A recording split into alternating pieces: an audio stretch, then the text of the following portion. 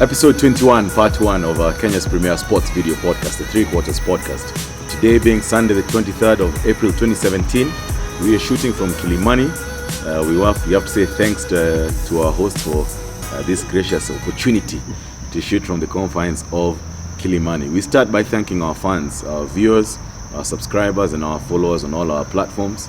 We do not take it for granted that you take your time and you sacrifice your time to watch an episode of the Three Quarters podcast.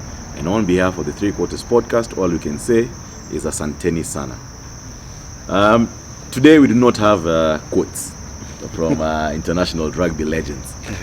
But what we can do is further our clarion call that we've always been doing since the inception of the Three Quarters podcast. And that is that the game of rugby is rugby 15s. It is as a result of that we've created the Road to Japan hashtag, where we try to garner support for the Kenya Simbas as they start their World Cup qualifiers in a month or so. They start with a test against Germany, May 27th at the RFEA grounds. They then go on to play Uganda, Senegal, and Tunisia in Nairobi. They go to thereafter they go to Zimbabwe to play. They go to Bulawayo to play Zimbabwe, and finish up with a game against Namibia in Windhoek. Therefore, jump onto the Road to Japan hashtag to support the Kenya Simbas. This is Ngashi, official noisemaker. Jerengus, Kenyana. And we get into Kenya Cup. Kenya Cup final played yesterday, Saturday the 22nd of April 2017. Before we get into the game, Goose, of course the union made a decision to host the final at the KCB Sports Club in Ruaraka, famously known as the Lions Den. What's your thought about what you saw yesterday? Well, first of all, I'd say it's a good idea, yes. Yeah. It's a very good idea, maybe in the long run. Yeah. But I don't think we are ready yet. Yeah. Because the organization of the setup of the place itself, it was really bad for the fans. Yeah. First of all, we were fans before we started even got into this. Yes. And we were disappointed as well. Yes. Even as the media, as you're trying to cover these guys. Yeah. The pitch is quite small. Yeah. Especially there's no sitting space for the fans. Yeah. 80 minutes, having a fan come pay 400 but to come stand and watch a game. Yeah. Surely, I don't think it's fair. Yes. Yeah. I do agree with what you're saying, Gusale. Yeah. That it is a fantastic idea to have the top seed host the final. But we are not yet there. And if you're going to do that, you have to be ready to handle that final. For example, you cannot have the best seats in the house behind the posts. At the try box. At the try box. That does not happen anywhere in sport. Never. You see, the best seats are always at the center of the pitch. You see? So one side was completely nothing. Exactly. There was completely nothing. One full length of the pitch was nothing. So yes, it is a fantastic idea to have the top seeds host. But in all honesty, we are not yet there and we are not ready. If we decide to go this direction, I think the union should be putting a benchmark and say that if you want to host this final, then you have to have A, B, C, D in place. I remember even looking at the grounds after the games ended, and 1-2 hours after that, it was empty. Our guys didn't stay there. Yeah. There was nothing much to do. Yeah. Anyway, that's about the pitch. Let's get into the game. The game itself.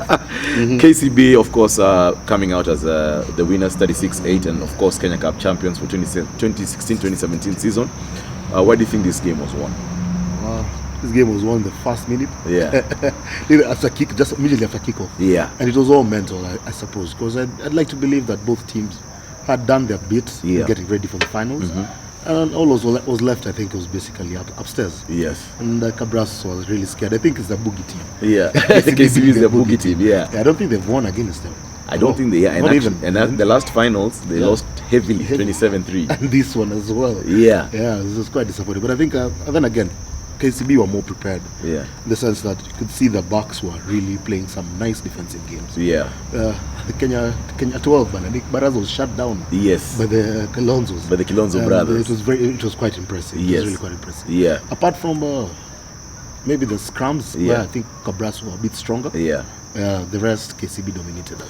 I think KCB won this game one place when Ken Moseti got injured on Thursday and he was unable to play as fly-half on Saturday. Reason being this, and we were having this discussion with former Kenya fly-half international Lavina Sego just before the game started, that Ken Moseti is more of a center. Yes, he's a brilliant rugby mind, but he likes the contact too much, therefore limiting his options as a fly half. With Shaban Ahmed coming in, Shaban was never going to go for contact. Therefore, he spread the ball very well. And you remember we said in last week's episode that the game was going to be won in the backs. 9-10 combination. Edwin Achaya got injured, he had to leave. I think it was also a tactical blunder from Cabras, having Sikuta and Brian Tanga starting on the bench. They should have started the game. You saw how they came in. Yeah, they saw they came in. They came in with a punch. But I do agree with you that, in all honesty, KCB were the better team mentally, and as a result of that, that's why they were able to register that win. And the good thing is that KCB have been at the top there since the season started. They've been really at the top. The standards have been they've been consistent. Yes, they've been consistent. Deserved winners. Huh? Deserved winners? They really did deserve it. Yeah. Hey, Simba Liguruma. That's true. Simba Sakas. Simba Sakas. Kibogoyo. Yes. There you had it. KCB Rugby Club trouncing Cabras 36-8 and therefore becoming Kenya Cup champions for the 2016-2017 season. But Kenya Cup was not the only thing that was happening. Gusale, you want to give us a result for the championship and of course the ESS, Eric Shirley Shield? Yeah, we had Kisii playing Mombasa RFC. Kisii trounced them 25-10. And then when it came to the ESS, Impala were playing KCB, narrowly beating them 13-12. Yes. The good thing for us rugby fans is that starting next year, Tuaiko! It's Jeremy Kisii RFC and Mombasa RFC, of course, getting promoted to the Kenya Cup. Therefore, meaning that next year, next season, there are a couple of tours to be made to Kisii and Mombasa. You'll be seeing us in some beach shots. In beach shots was NSGR. Anyway, Kenya Cup has wrapped up after 21 weeks of action, but that doesn't mean that rugby stops. We have the Enterprise Cup that's going to be starting this coming week on the 29th of April 2017, and I want to read you the games that we'll be playing. We have Black Blood versus Mwamba, we have Nondis versus Mean Machine, we have Harlequins versus Nakuru, and Western Bulls versus Homeboys. Our feature game of the week next week is going to be Nondis versus Mean Machine. Quick predictions, Gusale. Blood versus Mwamba. Mwamba. Nondis versus Machine. That'll be a tough one. Yeah. I'd like to see Machine proceed to the quarters. Yeah. Barely putting my money on Machine. Queens versus Nakuru. Of course. Strong, sure, strong superior. Some guys are saying sure, strong, Shere. Queens Nakuru. Okay. Western Bulls versus Homeboys.